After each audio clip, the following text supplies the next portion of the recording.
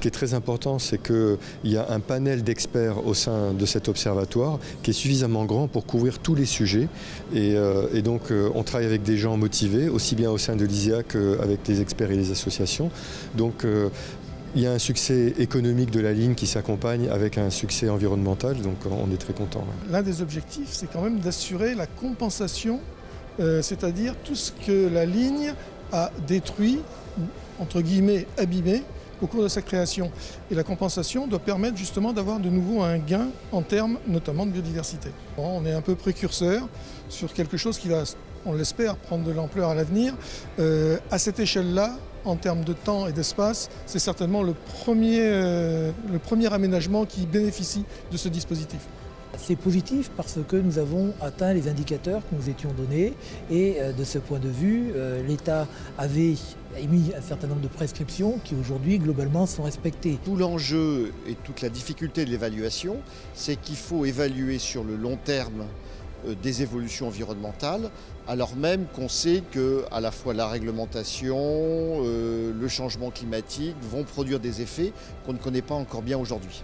Il y a plusieurs impacts. Il y a les impacts sur la biodiversité qui sont essentiels. Il y a des impacts sur la compensation du nombre d'hectares qui peuvent être prises par une voie ferrée.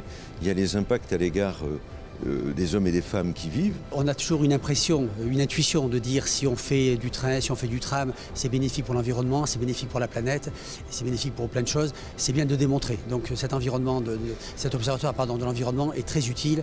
Il y a une urgence réelle, ne pas se précipiter bien sûr, mais aller vite quand même, accélérer parce que la planète va mal et c'est le temps de la planète, c'est accéléré, on l'a bien compris tous. Il n'y a que 2,5% des marchandises qui passent sur le train, tandis qu'il y en a 25% entre la France et l'Allemagne et 15% à travers les Alpes entre la France et l'Italie. Toute cette mobilité, si elle est prise, ou si une grande partie est prise par le train, c'est un gain environnemental, un gain climatique qui est considérable. Et on espère qu'en essayant de démontrer que l'on peut faire une infrastructure de qualité en France, ça permettra à d'autres infrastructures d'exister. On va aussi, à l'aide de ce suivi, évaluer la mise en place, l'effet de la mise en place des mesures compensatoires. Je suis le porte-parole de nombreux naturalistes et donc notamment de ceux qui ont travaillé à l'échelle des chauves-souris sur la ligne. La mise en œuvre de ces mesures compensatoires repose sur un partenariat. Sur les mesures d'évitement, c'est un temps long et le travail de l'Observatoire permettra également de voir cet effet-là.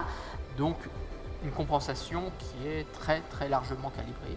Il y aura un suivi annuel à bisannuel selon les espèces sur les 5 années à venir.